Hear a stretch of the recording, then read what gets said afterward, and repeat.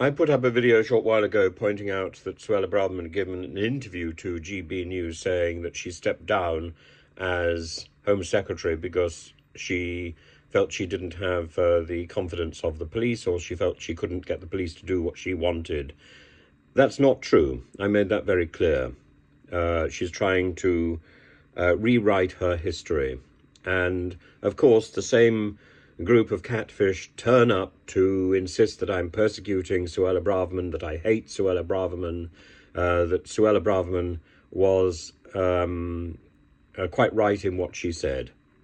Well, these same people, like Drop Dew John says, Suella Braverman has been sacked as Home Secretary after she defied Number 10 over an article accusing the Metropolitan Police of bias in the policing of protests. So there we are, she was sacked.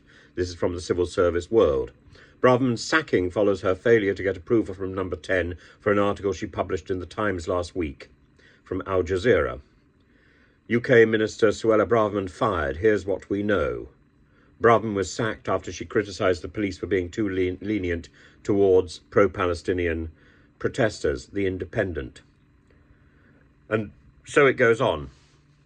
So Drop Dew John says the reason Tim States are wrong. The reason Tim States are right. She was sacked.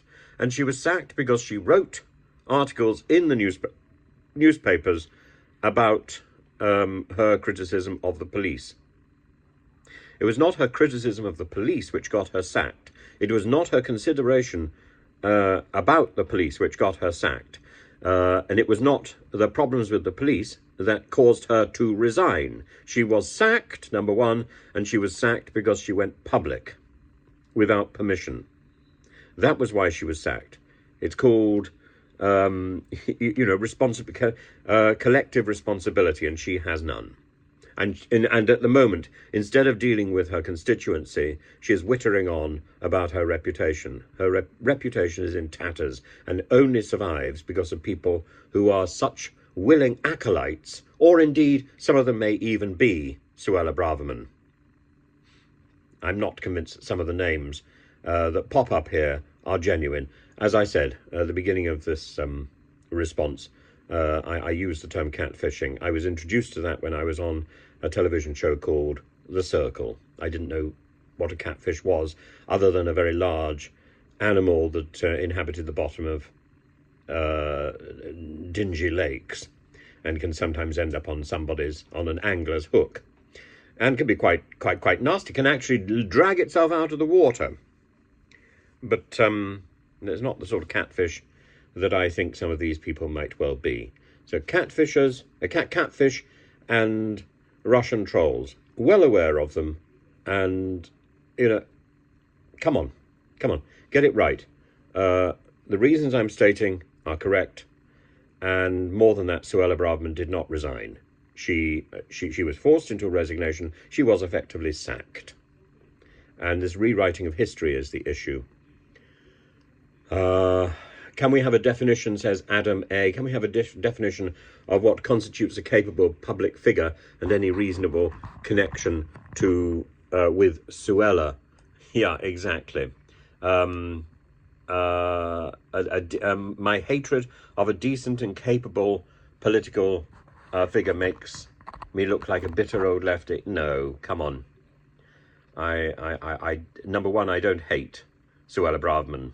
I think she's ridiculous, but I don't hate her. I object to the way that she attacked Albanians and Pakistanis from the refuge of the dispatch box. I object to her Rwanda policy. I object to her taking money from the aid budget to pay for hotels. People are only put in hotels because if somebody is in a house, they are expected to be in receipt of £45 per week. If somebody's in a hotel, it's only £9. So hotels are a convenient money saver. So let's have the end of that nonsense. I object to the fact that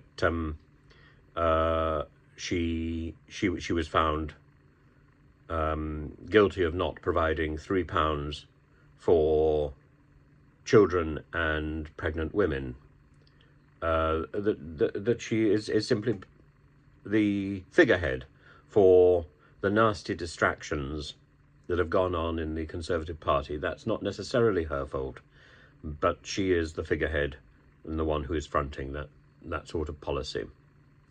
Bob Somayadi says, forget about them both. History will harshly judge them. Future generations of voters will never forgive them. I think you're right, and I think we need to be on the right side of history.